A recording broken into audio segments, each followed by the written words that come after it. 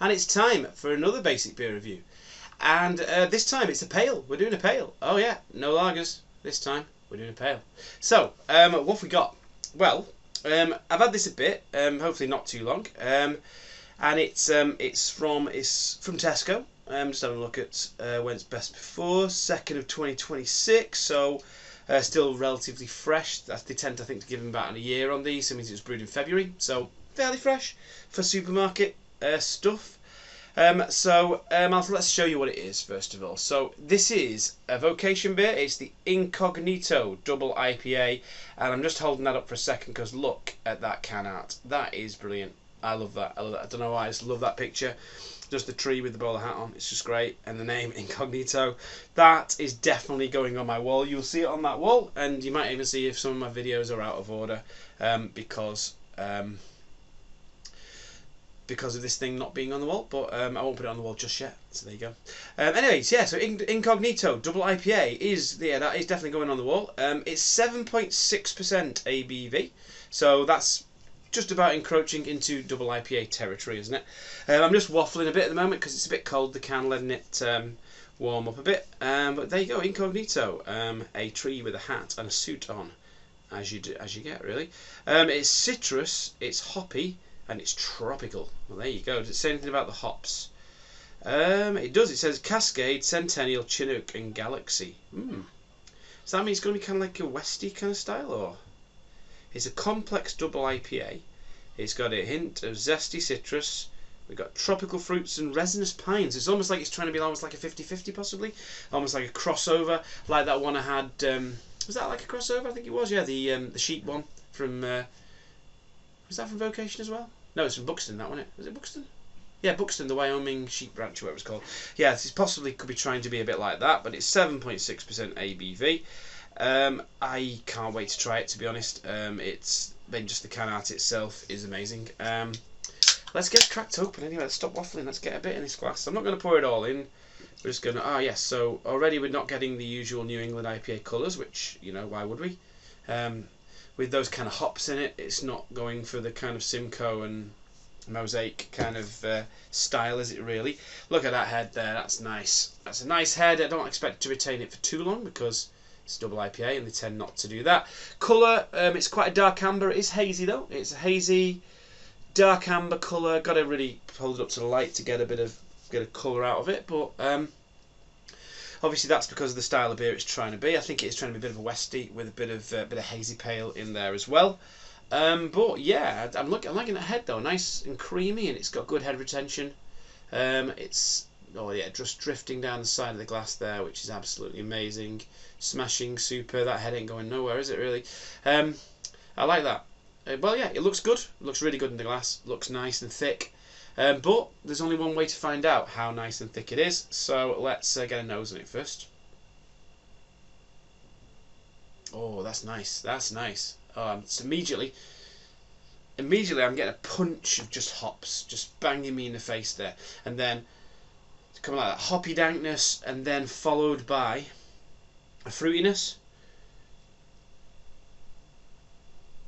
It's a bit of mango in there.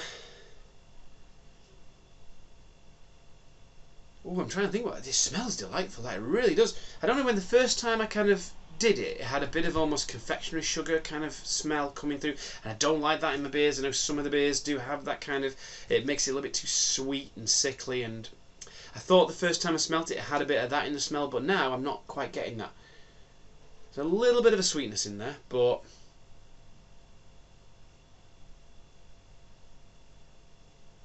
yeah, I'm getting something from the Chinook as well there. There's a bit of a pineness there.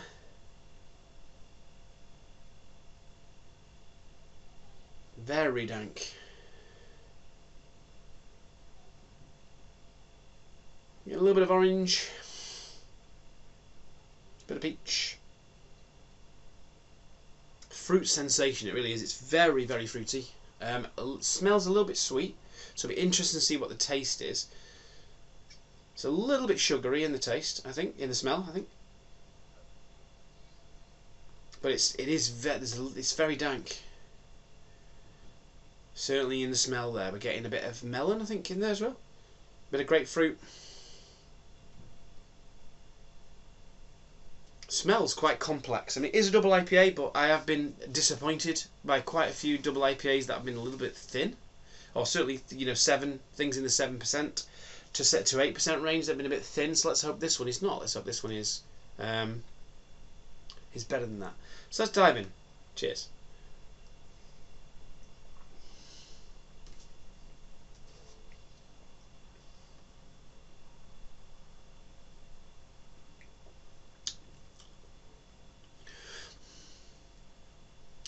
Yes, the West Coastness of it really hits when you taste it. It certainly doesn't taste like in New England.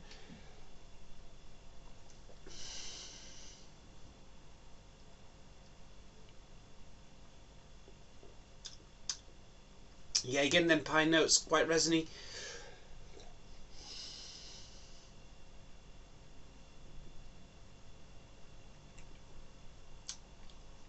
A little bit of creaminess overlying it. It's got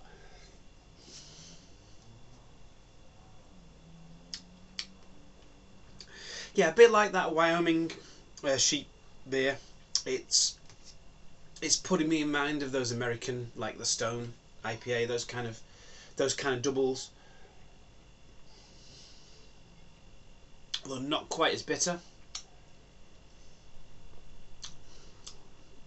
It's very moreish. It's not sweet on the taste, I wouldn't say. Let's get a bit more in.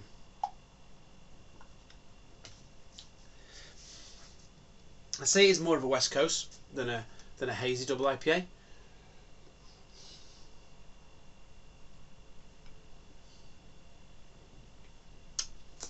But yeah, I've got those fruits in there.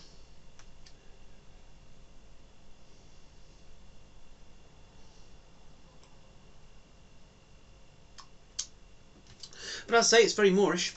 It's interesting. It's decent. I can't remember exactly how much this was, but it would have been about £4 a can. But they do their 4 for 3 deal, which makes about £3 a can. Which, to be honest, is a steal. I'd say at that price. Like I say, with all these beers, it depends how you like your beer. It's got quite a bit of bitterness. That a little bit of nuttiness in there as well. I'm getting now.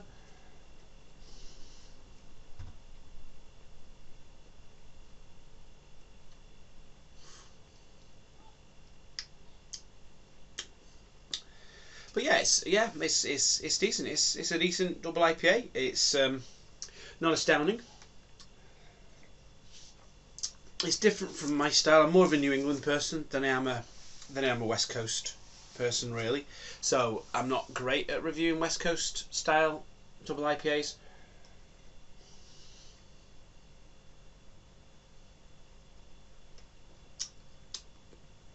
But there is a nice level of bitterness there. There's quite a bit of pineness there. It's not that particularly fruity. I mean, the nose smells very fruity, but the taste isn't. Yeah,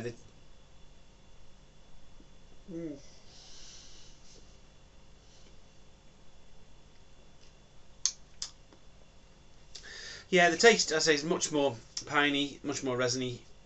I say a bit nutty, with a little bit of those fruits in there as well, bit of grapefruit and that kind of stuff. But yeah, I mean, it's for effectively £3 a can as part of this deal. It is one of the better ones, I think. The Incognito, I'd say it's got the best can art of the whole lot. I do like Vocation. I think they do good beers for the supermarket. I've not had many Vocation beers that I've had from the supermarket that haven't been good, let's face it. And the core beers are great. Things like Life and Death and Love and Hate are still amazing. And of course I've had ones from the brewery. Things like the Whamageddon and the double whammy and all that kind of stuff. That Christmas pudding stout that I had, that, you know, they're just brilliant. I mean, Vocation, I really do like Vocation. They're a really good brewery. And they're really reasonably priced as well. Things from Vocation have got a really good price point, and they tend to be a bit cheaper than some of the other breweries. But I'd say they're every bit as good. They are really good, and they do brew really good beers for the supermarkets as well. And this is a decent beer as well. So there you go, decent beer. Try it yourself, see what you think. Incognito. I say, not my style of double IPA, but I still think it's really nice. I'm really enjoying it. So there you go. That's all there is to it. That's my review. Until next time, have a good one.